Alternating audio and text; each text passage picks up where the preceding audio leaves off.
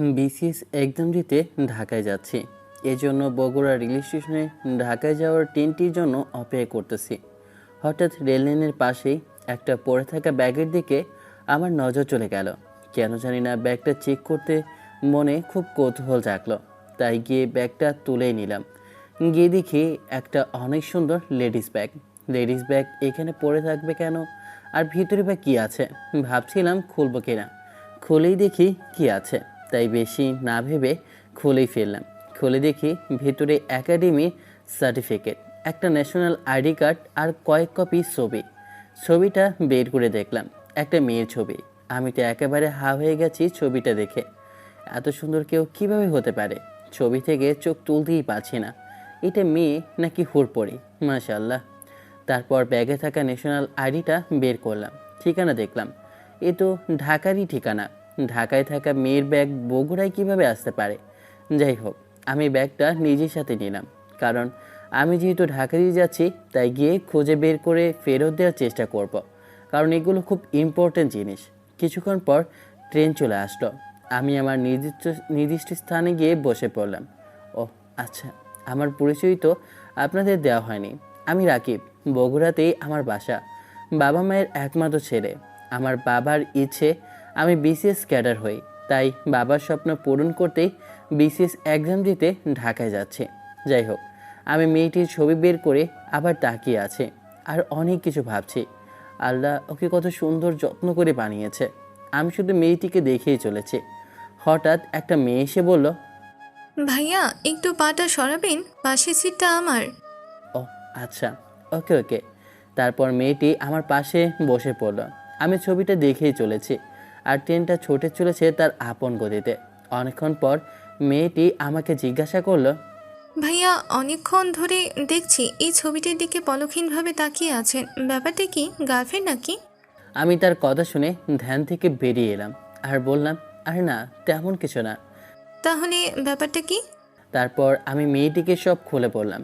সব শুনে মেয়েটা বলল, বাহ, এরকম মানুষও পৃথিবীতে আছে যে অন্যের কথা ভেবে উপকার করতে চাচ্ছে।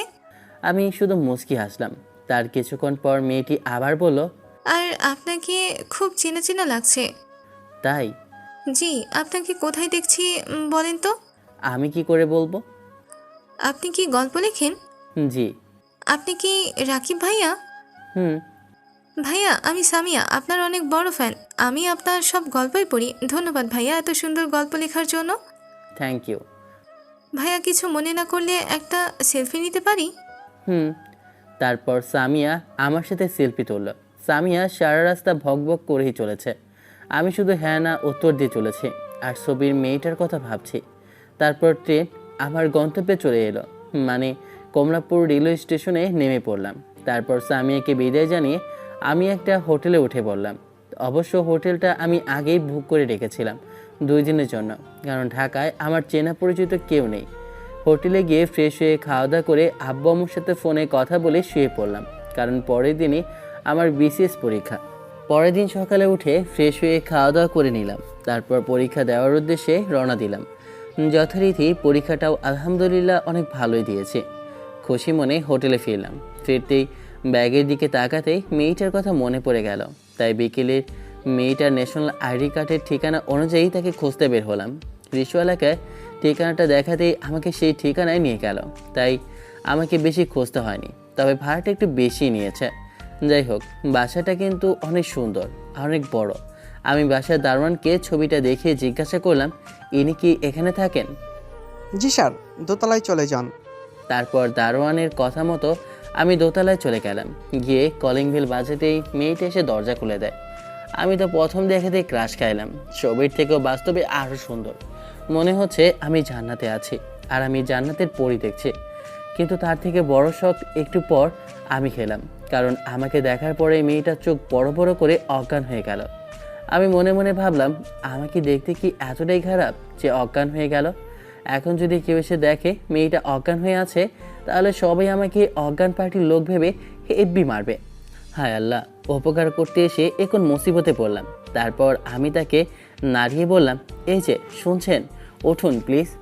মেয়েটার কোনো সারা শব্দই পেলাম না। তারপর একটু পরে একটা ভদ্রমহিলা ঘর থেকে বেরিয়ে আসলেন।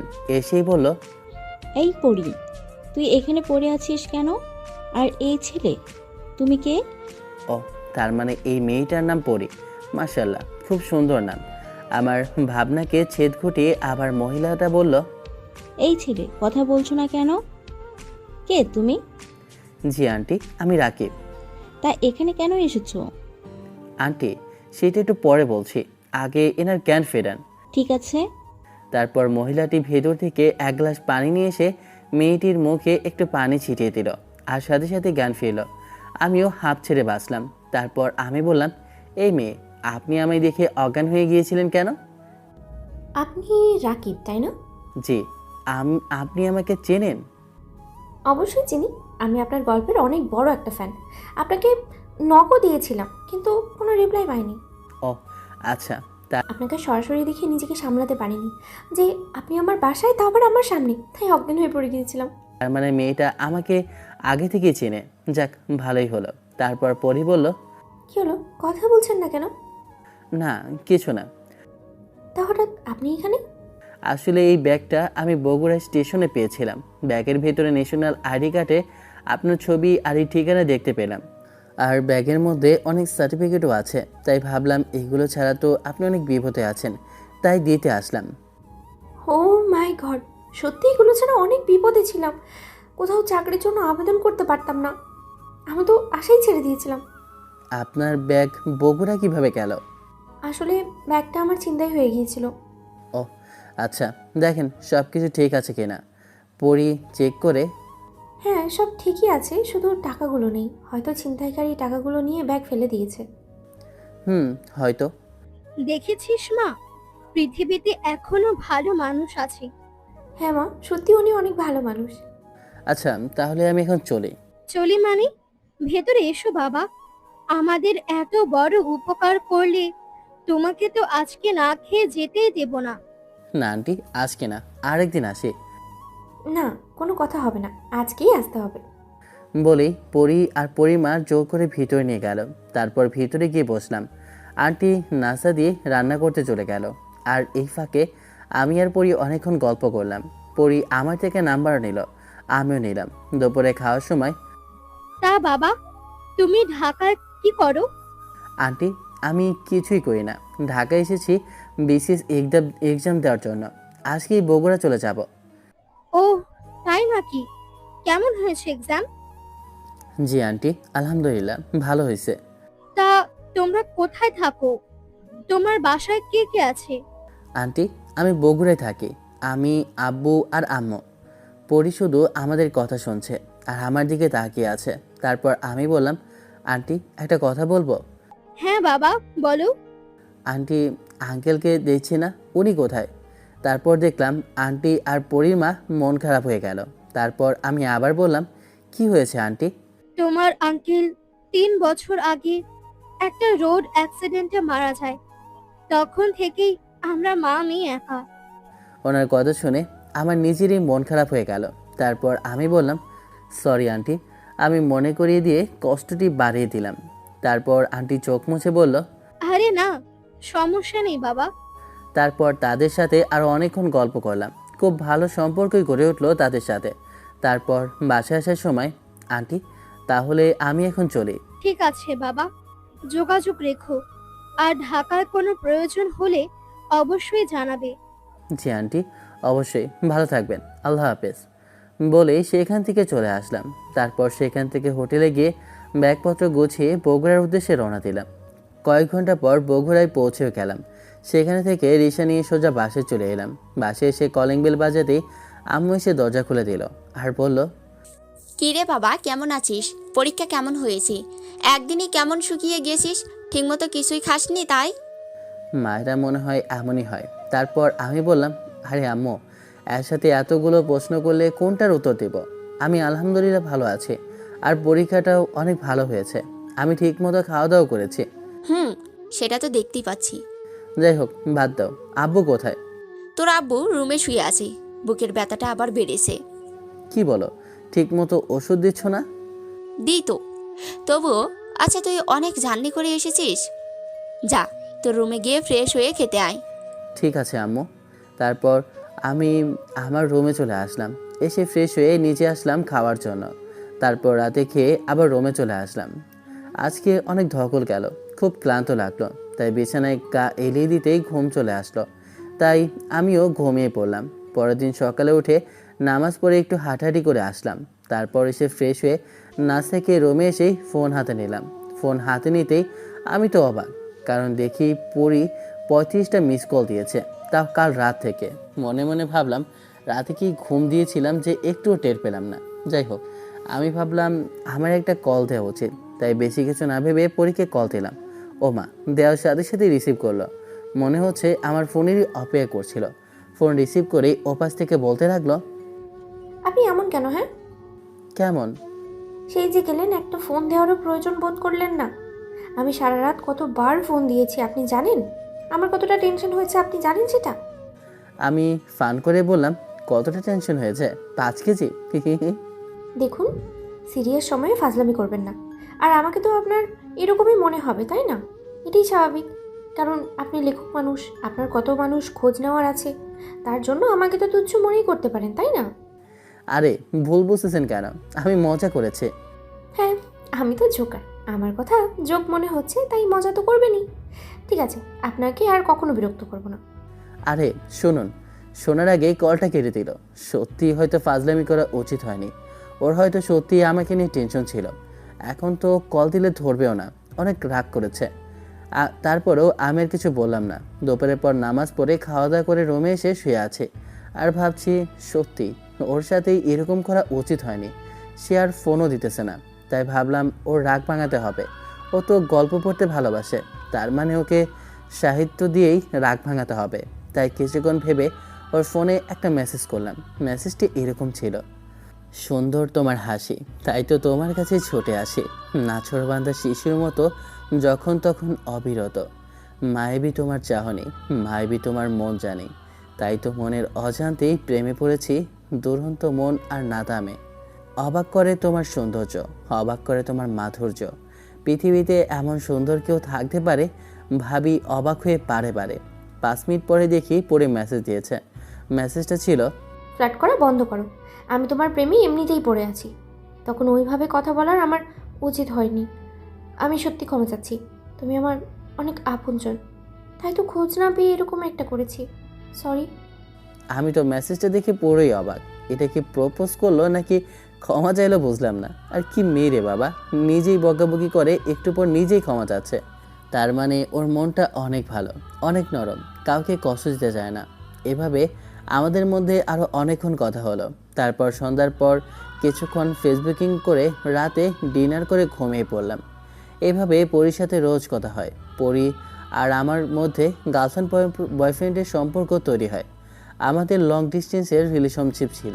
লং ডিস্টেন্স রিলেশনশিপ হলেও ভালোবাসার অনুভূতি ছিল একদম রিয়েল। তার ভালোবাসার খুনসুটি, একটু অভিমান, একটু রাগ, আর অনেক ভালোবাসার মাঝে কয়েক মাস কেটে গেল।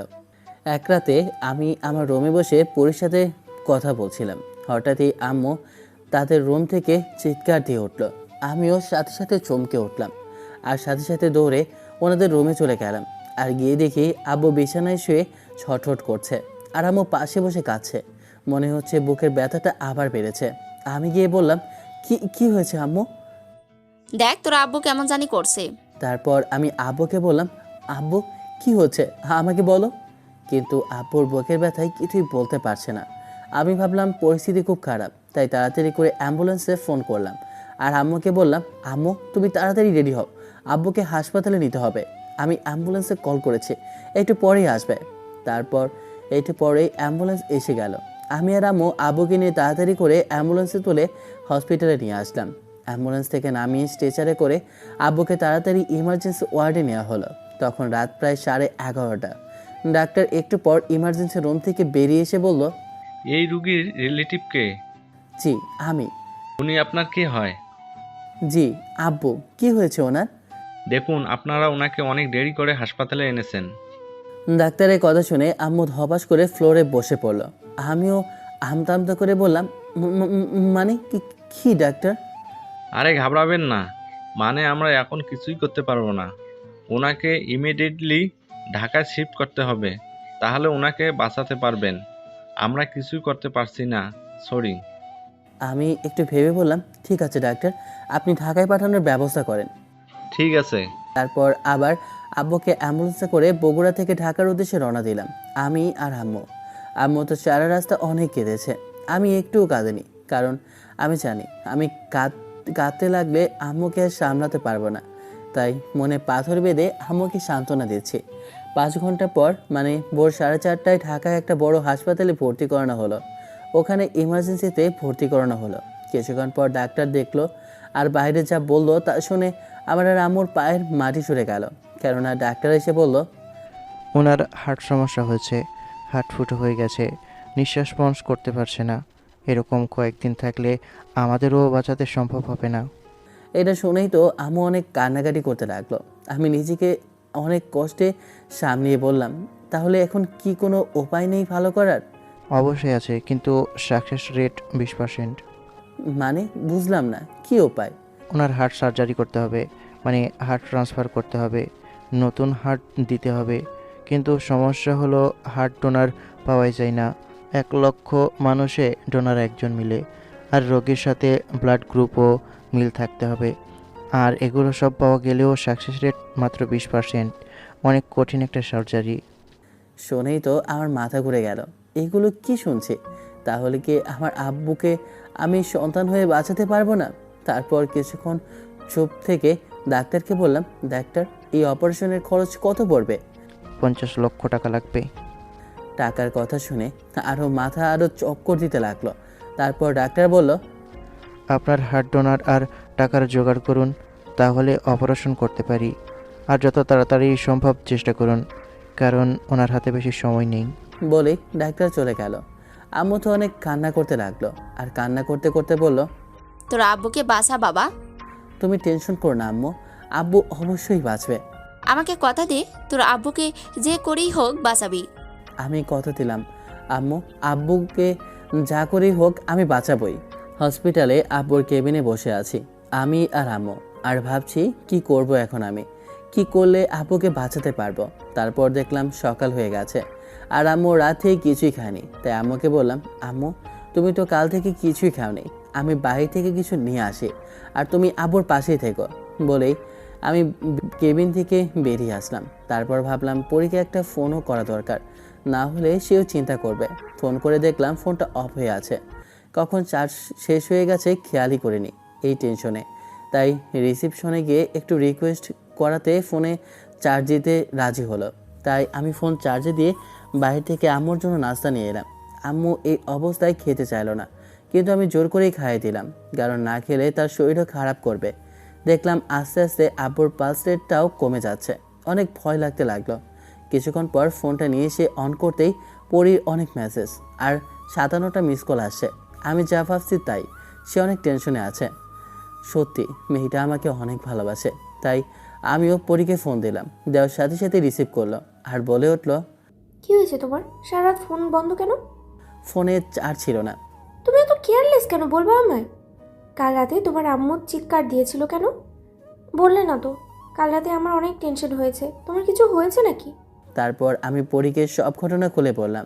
সব শুনে পরী বলল, এত কিছু হয়ে গেল আর আমাকে একটাবার জানানোর প্রয়োজন বোধ করলে না? বললাম তো টেনশনে ছিলাম। এখন তোমরা কোথায়?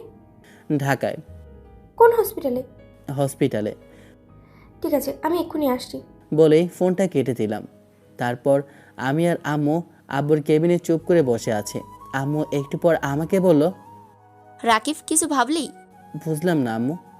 মানে টাকার কথা কিছু ভাবলি? সেটাই ভাবতেছি আম্মু, কি করা যায়? এত ভাবার সময় নেই। শোন, আমাদের গ্রামের বাড়িতে যে জমি আছে, কাল তুই বগুড়া গিয়ে সেগুলো বিক্রি করে দিয়ে আসবি। কি বলো আম্মু, সব বিক্রি করলেও তো 25 লক্ষ টাকা হবে না। যেটা হবে তাতেই বিক্রি করে আসবি। এখন এই জমি একমাত্র ভরসা। ঠিক আছে আম্মু। একটু পর দেখলাম পরী আর পরীর আম্মু আসলো। আম্মু বলতেছে, আপনারা কারা? তারপর আমি তাদের সাথে পরিচয় করে দিলাম। পরীর মা বলল, বাবা, তোমরা কাল আসছো আর আজ খবর দিচ্ছ, এতটাই পর করে দিলে? ছি ছি আন্টি, কি বলেন এগুলো? খুব টেনশনে ছিলাম তো, তাই ফোন করতে পারিনি। ডাক্তার কি বললো? তারপর আমি তাদের সবটা খুলে বললাম। সব শুনে পরী বলল, এত টাকা এখন তুমি কোথায় পাবে? কাল আমি বগুড়া যাব।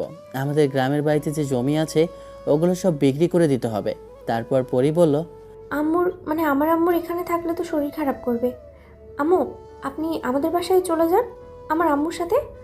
আম, আমি আর রাকিব এখানে আছি। পরি একদম ঠিক বলেছে আপা।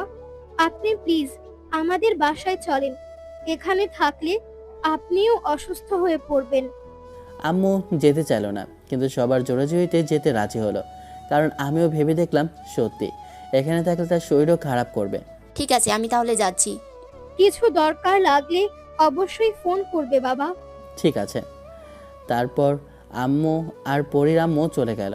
আমি আর পরি হসপিটালে আব্বুর পাশেই থাকলাম। তারপর পরি বলল, তুমি তো কাল রাতে একটুও ঘুমাওনি। পাশের বেডে তুমি একটু ঘুমিয়ে নাও প্লিজ, আমি আব্বুর পাশে আছি। সত্যি আমি খুব ক্লান্ত, তাই বেশি কথা না বলে পাশেই ঘুমিয়ে পড়লাম। ঘুম থেকে উঠে যা দেখলাম তা দেখে আমি তো অবাক। কারণ আমি দেখলাম পরি আব্বুর সাথে গল্প করছে। আব্বু কথা বলছে দেখে আমি অনেক খুশি হলাম। তবে চোখ বন্ধ করে তাদের কথাগুলো শুনতেছিলাম। আব্বু বলছিল, তোমার নাম কি মা? জি আব্বু, আমার নাম পরি। ও আচ্ছা, তুমি দেখতেও পরীর মতো সুন্দর। আমার ছেলে তোমাকে ভালোবাসে, তাই না? জি আব্বু, ও আমাকে যতটা ভালোবাসে আমি তার থেকে ওকে অনেক বেশি ভালোবাসি। শুনে অনেক খুশি হলাম মা। মরার আগে তবু আমার ছেলের বউয়ের মুখ দেখতে পেলাম। এখন আর আমার কোনো কষ্ট নেই। শুধু তুমি আমার ছেলেকে দেখে রেখো। প্লিজ আব্বু, আপনি এগুলো বলবেন না। দেখবেন সব ঠিক হয়ে যাবে। আমরা সবাই একসাথেই থাকবো। আপনি প্লিজ এখন শুয়ে থাকেন, আর কিছু লাগলে আমাকে বলবেন প্লিজ। আমি চোখ বন্ধ করে সব শুনলাম। নিজে অসুস্থ থেকেও তার সন্তানকে দেখে রাখতে বলতেছে। সন্তান থেকে কষ্ট দিতে চাচ্ছে না। এ কেমন অদ্ভুত ভালোবাসা। আব্বুরা মনে হয় এরকমই হয়।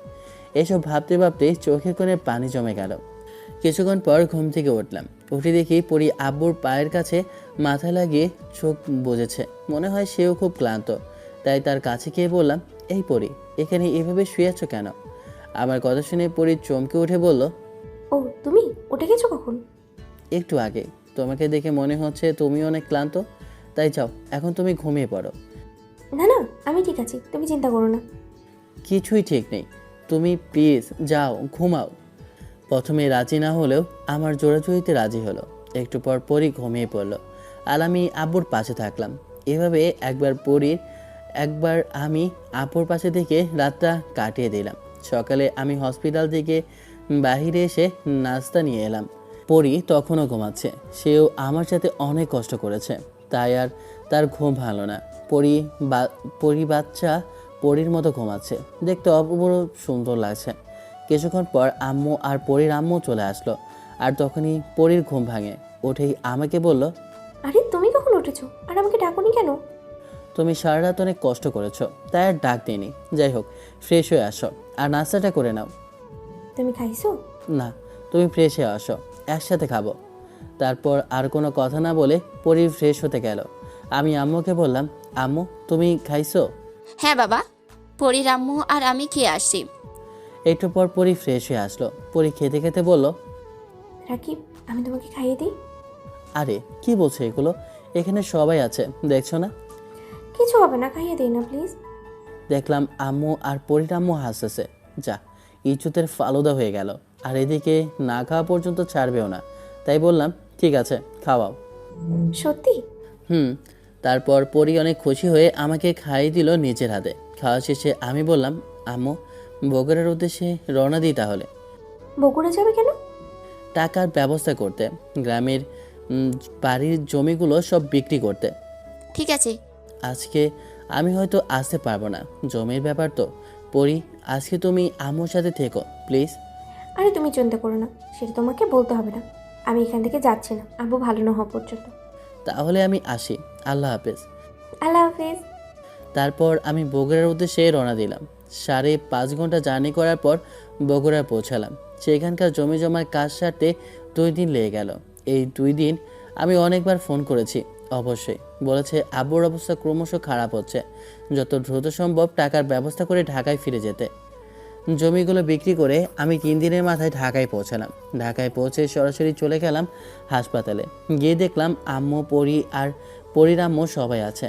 আম্মু আমাকে দেখেই বলল, কী রে, এত দেরি হলো যে? সব ঠিকঠাক হয়েছে তো? হ্যাঁ, ঠিকঠাক হয়েছে। জমির ব্যাপার তো, তাই একটু লেট হলো। কত টাকা জোগাড় করতে পারলি? 40 লাখ টাকা বিক্রি করেছে।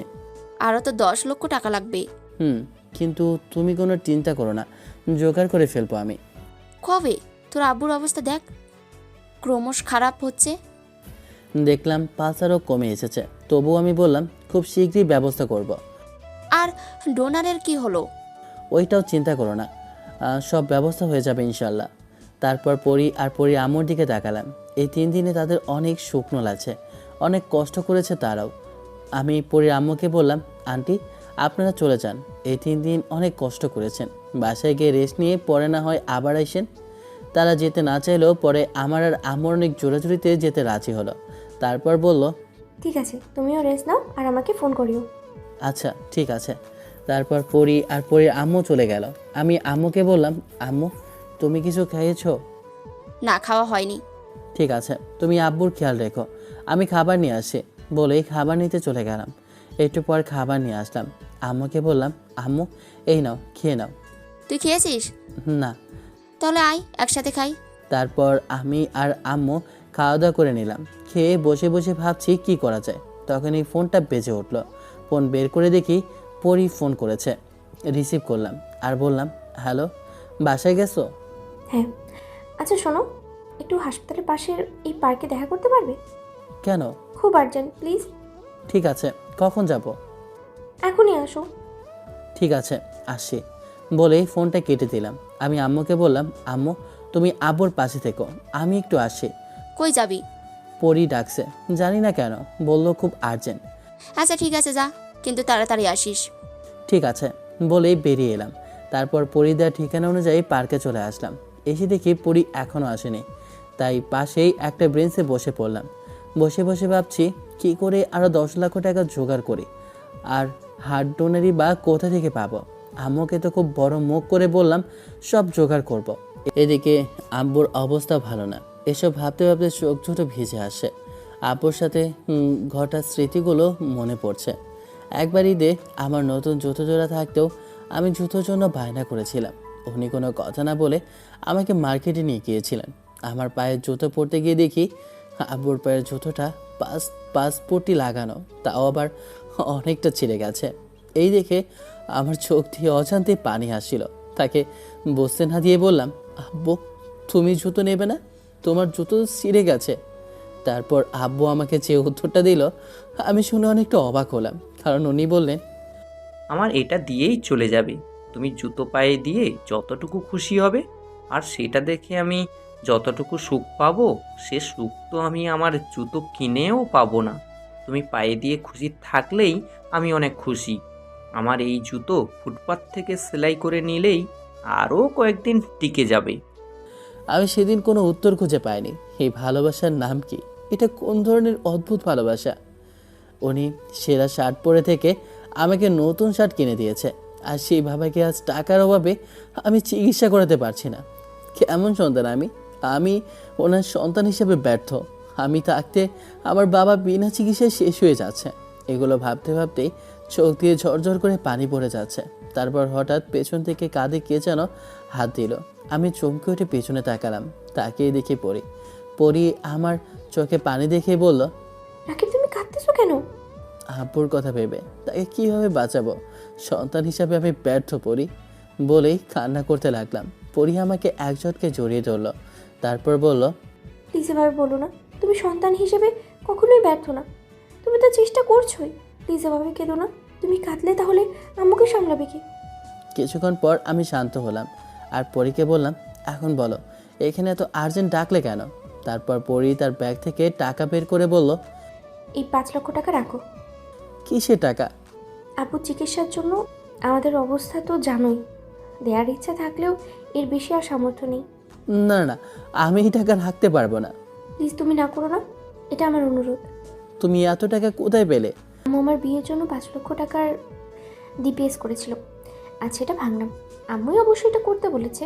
ব্যাংক থেকে টাকা তুলে সরাসরি আসতেছি, তাই তো একটু দেরি হলো। আমি পরীকে কি বলবো বুঝতে পারছি না, বলার মতো কিছুই পাচ্ছি না। তাই আবার পরীকে জড়িয়ে ধরে কেটেই দিলাম। তারপর পরি বলল, দেখো তো বাচ্চা ছেলের মতো কাঁদে? তোমার আব্বু তো আমার আব্বুই, তাই না? আমাদের বিয়ের পর আমরা সবাই একসাথে থাকবো, আমি, তুমি, আব্বু, আম্মু, আমাদের ছোট্ট দুইটা পিচ্চি। এই জন্য টাকাগুলো দিলাম, বুঝেছো বুদ্ধ? তারপর আমি শান্ত হলাম আর বললাম, I love you. I love you too. এখন হাসপাতালে যাও, আন্টি একাই আছে। ঠিক আছে। তারপর পরীকে বিদায় জানিয়ে আমিও পার্ক থেকে বেরিয়ে হসপিটালের দিকে রওনা দিলাম। কিন্তু পথিমধ্যে আমার চোখ গেল এক বিজ্ঞাপনের ওপর। কাছে গিয়ে ভালো করে বিজ্ঞাপনটা দেখলাম, দেখে অনেক খুশি হলাম। মনে হচ্ছে আব্বুকে বাঁচানোর একটা আশার আলো দেখতে পাচ্ছে।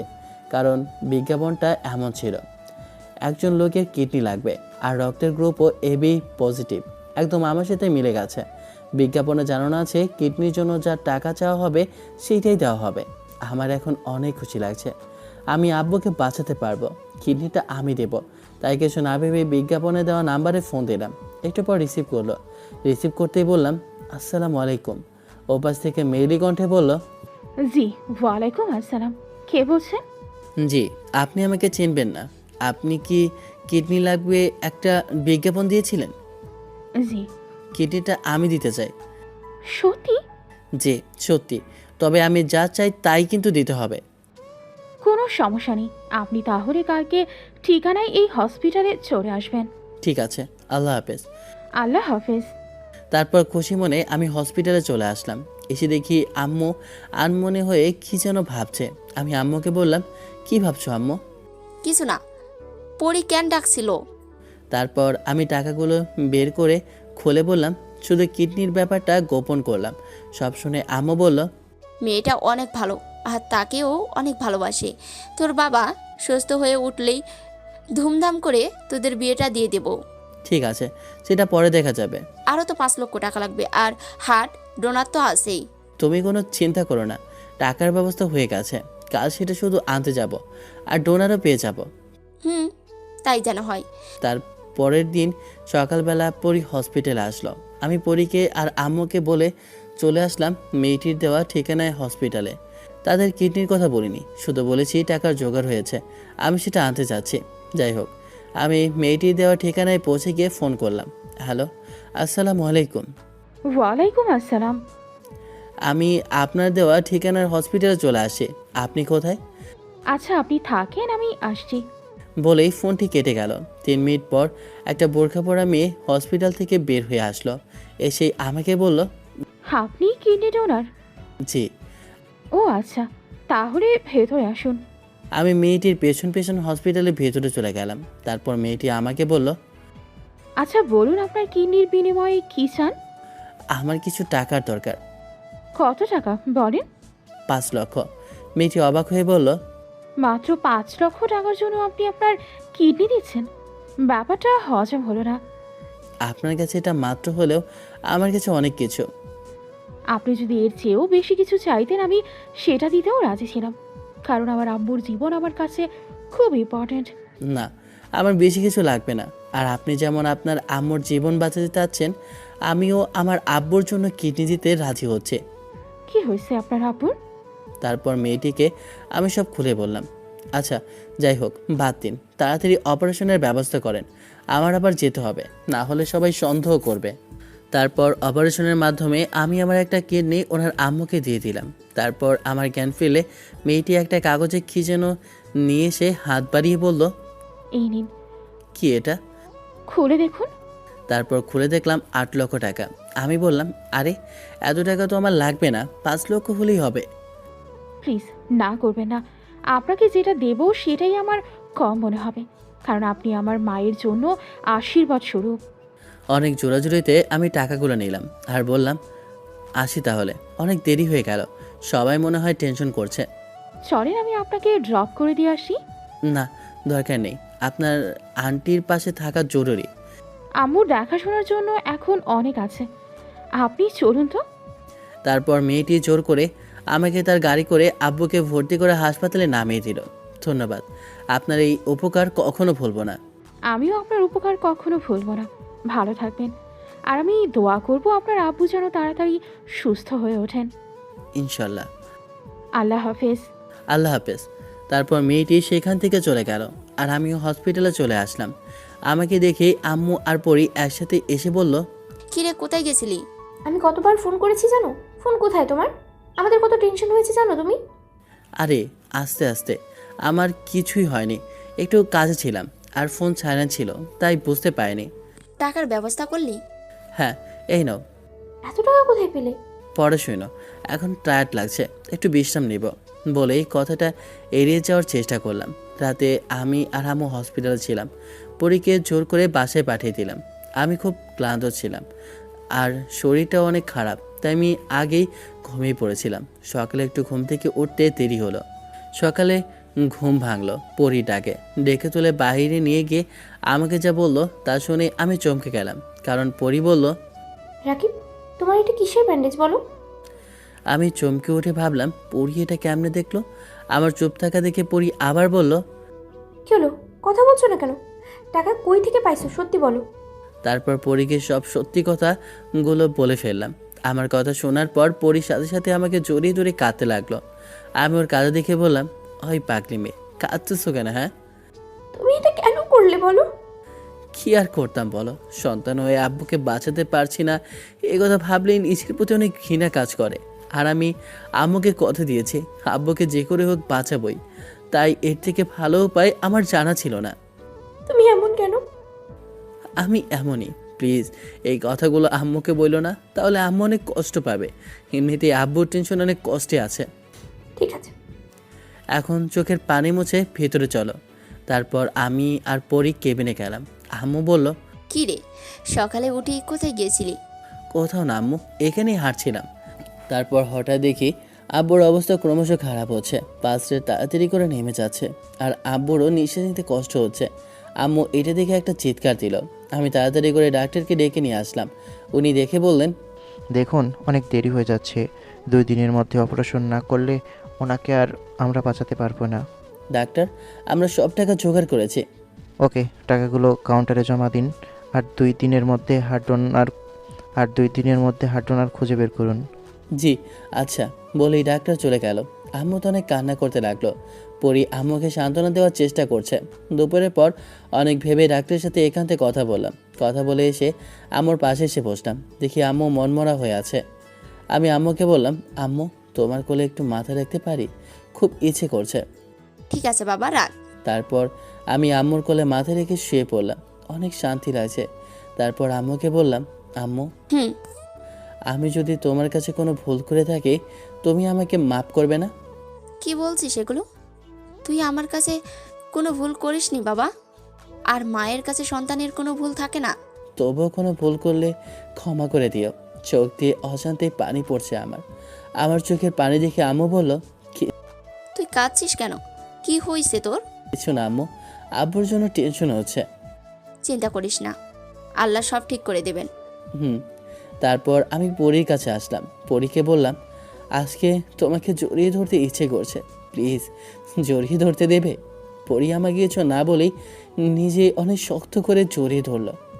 পরীর ঘাড়ে আমার চোখের পানি স্পর্শ পেল। তারপর পরী বলল, এই তুমি কাঁদছো কেন? এমনিতেই আব্বুর জন্য। চিন্তা করো না, সব ঠিক হয়ে যাবে। পরী, আমাকে তুমি ক্ষমা করে দিও আর আব্বু আম্মুকে কখনো কষ্ট দিও না। কি বলছো? এগুলো কিছুই বুঝছি না। আর আব্বু আম্মুকে কষ্ট দিব কেন? ওনারা এখন আমার আব্বু আম্মু। কিছুক্ষণ পর ডাক্তার এসে বলল, আপনাদের জন্য সুখবর আছে, হার্ট ডোনার পাওয়া গেছে, আজ রাতেই অপারেশন হবে। ডাক্তারের কথা শুনে দেখলাম আম্মু পরি দুজনে অনেক খুশি হয়েছে। বেশ কয়েকদিন পরে দুজনের মুখে এত সুন্দর হাসি দেখে অনেক ভালো লাগলো। তারপর রাতে আপুর অপারেশন করা হলো। অপারেশনের 15 দিন পর আজ রাকিবের বিসিএস এক্সামের রেজাল্ট বের হয়েছে আর সে বিসিএস পাসও করেছে। আব্বুর স্বপ্ন পূরণ করতে পেরেছে রাকিব। আর অন্যদিকে আজ আব্বুর জ্ঞান ফিরছে আর অনেকটা সুস্থ লাগছে। আব্বুকে সুস্থ দেখে আর রাকিবের বিসিএস ক্যাডার হওয়া সবাই অনেক খুশি। ডাক্তার এসে আব্বুকে বলল, এখন আপনার কেমন লাগছে? এখন অনেকটা সুস্থ। যাক, আলহামদুলিল্লাহ। জানো, তোমার ছেলে তোমার স্বপ্ন পূরণ করতে পেরেছে। মানে তোমার ছেলে বিসিএস ক্যাডার হয়েছে। খুশিতে আব্বুর চোখে পানি আসে। পরীকে দেখে বলল, এটা আমার বৌমা তাই না? মাশাআল্লাহ, অনেক সুন্দর। বাসায় গিয়েও ওদের আগে বিয়ে দিব। যাই হোক, সবাইকে দেখছি, আমার ছেলে রাকিব কোথায়? ওকে দেখতে পাচ্ছি না কেন? আব্বুর কথা শুনে সবাই মাথা নিচু করলো, ডাক্তারও মাথা নিচু করলো। আম্মার পরি নীরবে চোখের পানি ফেলছে। কি হলো, তোমরা কেউ কিছু বলছো না কেন? আর কান্না করছো কেন? কি হয়েছে আমার ছেলের, বলো। তখন ডাক্তার বলল, আপনার ছেলে আপনার মধ্যেই আছে। মানে? তাহলে শুনুন, অপারেশনের আগের দিন রাকিব আমার কাছে এসেছিল। তখনও হার্ট ডোনার পাওয়া যাচ্ছিল না। তখন এসে আমাকে বলে, ডাক্তার আমার বাবার কি অবস্থা? 2 দিনের মধ্যে অপারেশন না করালে ওনাকে আর আমরা বাঁচাতে পারবো না। ডাক্তার টাকা তো জোগাড় করেছি, এখন একটা কথা বলতে চাই। বলো। আমি চেয়ার থেকে লাফ দিয়ে উঠে বললাম, হোয়াট? তুমি কি পাগল হয়েছো? আমি এটা কখনো করতে পারবো না। একজনকে মেরে ফেলে আরেকজনকে কখনোই বাঁচাবো না। তখন রাকিব আমার পায়ে পড়ে কাঁদতে কাঁদতে বলে, আমি আমার হার্ট আব্বুকে দিতে চাই, প্লিজ ডাক্তার। আমি আমার আব্বুকে বাঁচাতে চাই, এর থেকে ভালো উপায় আমার আর জানা নেই। তাছাড়া আমি আম্মুকে কথা দিয়েছিলাম যে আব্বুকে বাঁচাবই। আব্বু না বাঁচলে আমি এমনিতেই আম্মুর কাছে মরে যাব। আর আমার একটা কিডনিও নেই, সেটাও টাকা জোগাড় করতে বিক্রি করে দিয়েছি। এমনিতেও আমি বেশি দিন বাঁচবো না আমি জানি। তাই প্লিজ ডাক্তার আমার এই ইচ্ছেটা পূরণ করেন। আমি প্রথমে রাজি না হলেও রাকিবের জোরাজোরি আর কাঁদাকাঁদিতে রাজি হয়েছিলাম। ডাক্তারের কথা শুনে সবার চোখ থেকে টপ টপ করে পানি পড়ছে। আব্বু ডাক্তারকে বলল, এইটা আপনি কি করলেন ডাক্তার? আমার ছেলের হাড় দিয়ে আমি বেঁচে আছি, এ কেমন অদ্ভুত ভালোবাসা। অপারেশনের আগের দিন আমাদের কাছে ক্ষমা চাইতেছিল, তখন তার ক্ষমা চাওয়ার কারণটা বুঝতে পারিনি। তারপর আম্মু আব্বুকে একটা চিঠি দিয়ে বলল, এটা রাকিব তোমাকে দিয়ে গেছে। আব্বু তাড়াতাড়ি করে খুলে পড়তে শুরু করলো। খলিজার আব্বু, আপনি যখন এই চিঠিটা পড়বেন তখন হয়তো আমি আপনার পাশে থাকবো না, কিন্তু আমি আপনার ভেতরে সব সময় থাকবো। নিজের হার্ট আপনার জন্য উৎসর্গ করতে পারবো সেটা কখনো ভাবিনি। এটা ভেবে আমার অনেক শান্তি লাগছে। তবুও আপনার জন্য এই সামান্যটুকু করতে পারছি। তবে একটা আফসোস থেকেই গেল, আর সেটা হলো আপনার তো অনেক ইচ্ছে আমি বিসিএস ক্যাডার হই, সেটা দেখে যেতে পারলাম না। আপনার স্বপ্ন পূরণ করতে পেরেছি কি না, যদি না পারি অবশ্যই ক্ষমা করে দিন। আপনি আমার জন্য কখনোই মন খারাপ করবেন না, কারণ আপনার মধ্যেই আমি সব সময় আছি। আপনি যখন নিজে ভালো কিছু না খেয়ে আমাকে খাওয়াতেন, ভালো কিছু পরে আমাকে কিনে দিতেন, তখন কেন কোনো উত্তরই খুঁজে পেতাম না। এটা কী ধরনের অদ্ভুত ভালোবাসা! এত ভালোবাসার পরিবর্তে সন্তান হিসেবে কিছুই যখন দিতে পারছিলাম না, তখন নিজেকে আপনার ব্যর্থ সন্তান মনে হয়েছে। কিন্তু এখন অন্তত এইটুকু করতে পারছি। আপনি ভালো থাকবেন আর আম্মুকে ভালো রাখবেন। আল্লাহ যদি কখনো আমাকে পৃথিবীতে পাঠায় তাহলে আমি আপনার সন্তান হিসেবেই আসতে চাই। আমার জন্য দোয়া করবেন। ঈদে আপনাকে পাগলের মতো ভালোবাসার ছেলে রাকিব। আব্বু চিঠি পড়তে পড়তে চোখ ভিজে ফেলেছে, যাতে চোখের পানি দিয়ে চিঠিটাও ভিজে ফেলেছে। তখন ডাক্তার বলল, এমন ছেলের জন্ম দেওয়াতে গর্ববোধ করা উচিত। আর প্রত্যেকটা ঘরে যেন ওর মতো সন্তান জন্ম নেই যে বাবা মাকে পাগলের মতো ভালোবাসবে। তারপর আব্বু বলল, আমার ছেলের লাশ কোথায়? ওকে বগুড়াতে আমাদের গ্রামের বাড়িতে দাফন করা হয়েছে। তারপর আব্বু কাঁদতে কাঁদতে বলল, হে আল্লাহ, কেমন পিতা আমি! শেষবারের মতো নিজের ছেলের মুখটাও দেখতে পেলাম না। সবাই আব্বুকে সান্ত্বনা দিতে লাগলো।